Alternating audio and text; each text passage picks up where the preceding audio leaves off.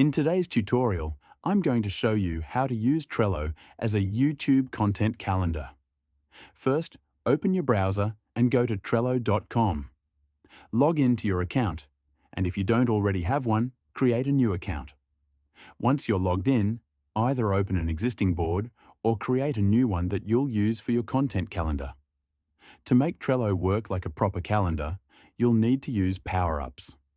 On your board, click the three dots in the top right corner to open the menu, scroll down, and select Power-Ups. Here you'll see a list of different integrations you can use. One of the best options is the Calendar Power-Up.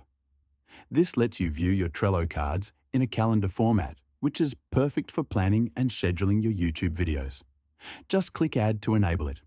Once it's added, you can switch to the calendar view and see all your content organized by date.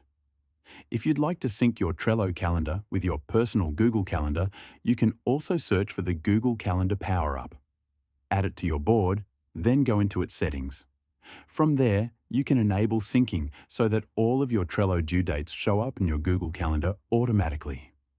Now, let's add some content.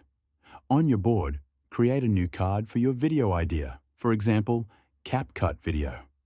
You can set a due date for when you plan to publish it, add labels like script, recording, or editing, and even attach your thumbnail or script file directly to the card.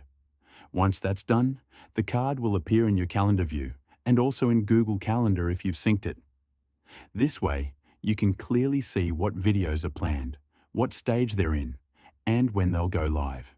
It keeps your content creation process organized and easy to track. And that's how you can use Trello as a YouTube content calendar. Thanks for watching.